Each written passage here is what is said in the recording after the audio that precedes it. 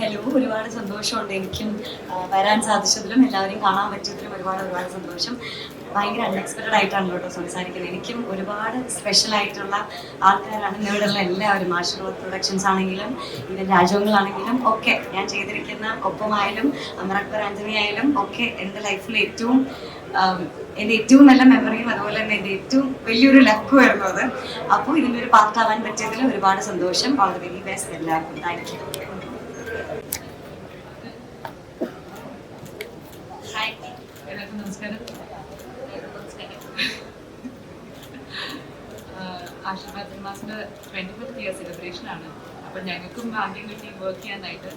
So happy for it. അപ്പോൾ ഇനിയും as an audience ഇവരുടെ അടുത്ത് നിന്ന് ഒരുപാട് നല്ല നല്ല ചിത്രങ്ങളും ഞാനും പ്രതീക്ഷിക്കുന്നു. കൂടെ വർക്ക് ചെയ്യാൻ പറ്റുമെന്ന് വിശ്വസിക്കുന്നു. Thank you.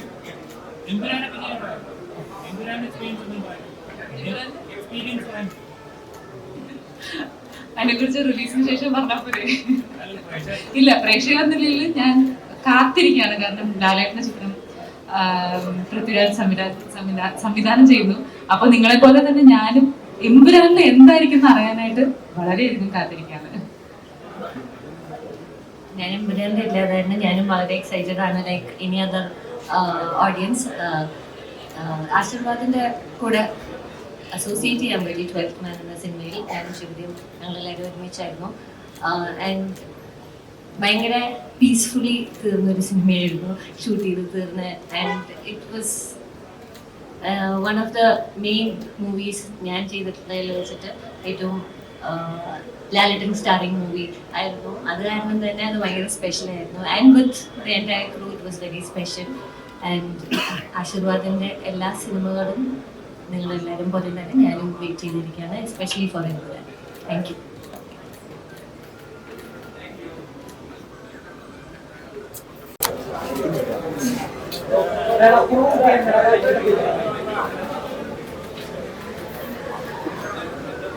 എന്താ പറയുന്നത്?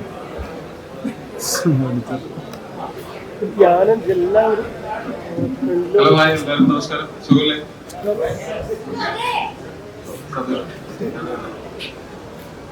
അപ്പോൾ ഇത് ആശീർവാദ് സിനിമാസ് തുടങ്ങിയിട്ട് 25 വർഷമാവുന്നതിന്റെ ആഘോഷം.